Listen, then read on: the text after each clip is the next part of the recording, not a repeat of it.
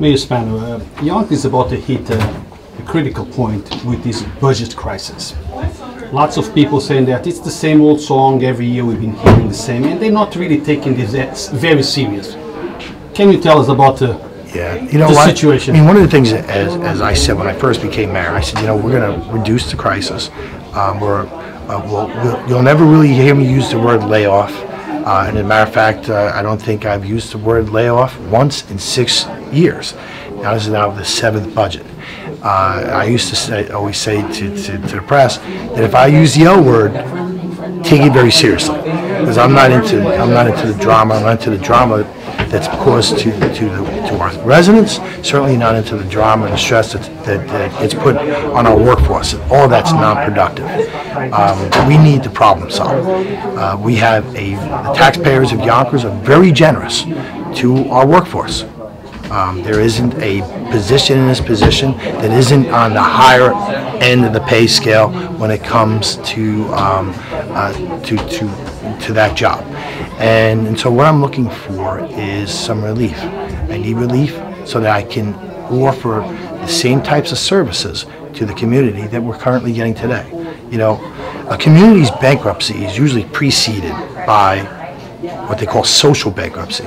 You'll lose the things that kind of matter to people. You'll lose the libraries, you lose the music, the sports, you lose the fireworks on the boardwalk. You lose these things that are kind of like the things that make the area special, the place you want to come live, work, and play. That's the point we're at right now. Do we go with social bankruptcy? Do we cut the things that matter to people in terms of their quality of life? Or can we find another way? I believe there's another way. And what I've been asking labor leaders is to just give us a zero this year. Put a zero, allow for no increases. Basically, freeze salaries and benefits at last year's levels for 1 year, and then we resume the contract, and then the city council and I will work on raising the revenues to fill the rest, because that certainly isn't going to finish the job. That will give us enough relief so that moving forward, because that zero has an effect forever, that moving forward, that would really I think drive the city in the right direction. Look, there's no magic answer. Everyone will say, well, geez, we hear this each and every single year. Well, you know what? I'm mayor of the 112th largest city in America, and I'm sure that 99% of the mayors are having the same conversation with their publics.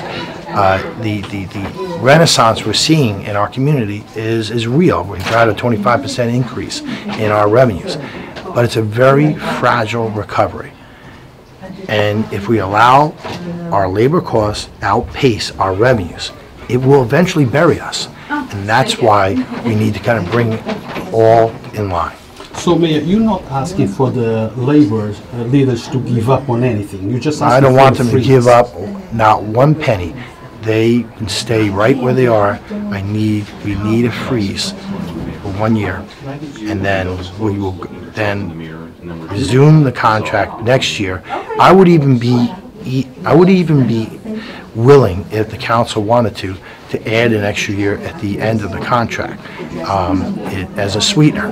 But right now, we need a freeze. So what is the sticking point? What is the friction that the city and the labor unions cannot come to a conclusion? You know what? Everyone has their constituencies, right? I have mine. They're the people that are the taxpayers. They have theirs. Their constituencies, their members, and many labor leaders take the position that you never give up anything. But you're not asking for them. I'm sorry, you're not asking what you're saying for them to give up on anything, correct? No, I'm not asking. What I'm asking for is a freeze, across the board freeze for 1 year.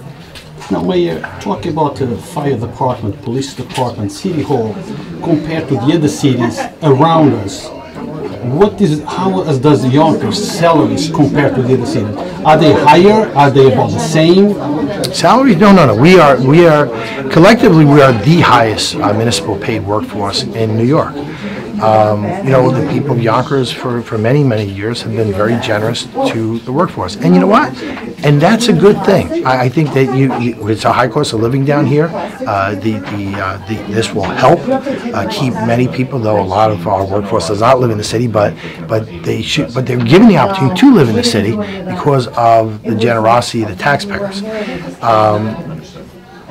That's, you know, I'm not looking to start kind of a friction with the workforce by saying, well, you know, you're the bad guy. They're not the bad guys. These are contracts that have been kind of developed over 20 years and with benefits, and it's just the way it is.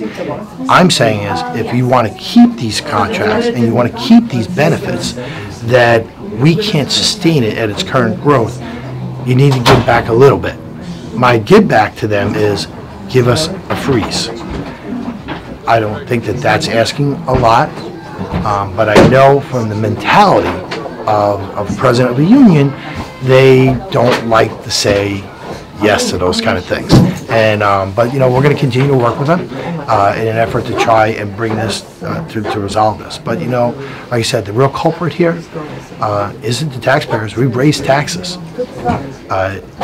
It isn't even the labor leaders, though there is abuse in the in police and fire overtime, we know.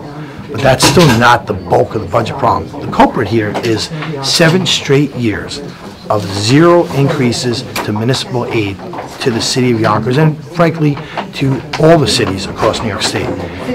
New York State is starving their local governments. Now, that is said, that's something I can't do anything about at this point because the budget in New York State is over. So now we have to take care of our own business, and that's us here in Yonkers. Me, council, and the labor leaders. We can do it without really affecting the people that live in our city. We just need to come together and need to have no name calling, just a willingness to work. Mayor, just one more question to end this interview.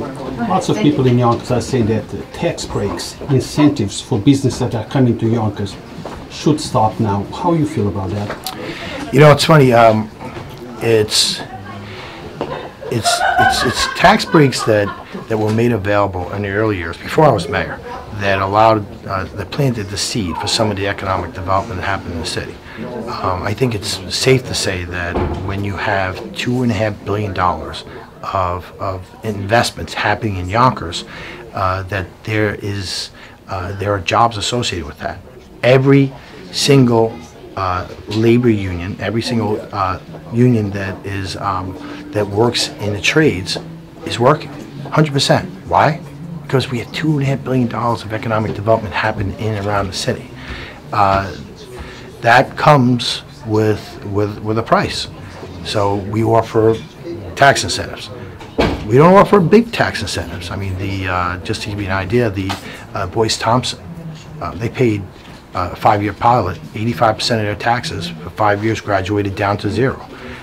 There are some tax incentives that I inherited that are 40 years. So it's something you try to drive away from, but it's also, remember, it is a job creator. And every job we can create and every additional bit of housing, there's 4,000 units of housing that come in, all of that enhances the bottom line for the taxpayer because people are paying taxes, they're buying goods, and so the overall boom is there. But it's, you know, so it's hard to, I think it's kind of like a red herring to say that that is our budget problem, because it's clearly not. Thank you, sir. Appreciate it. All right, thanks.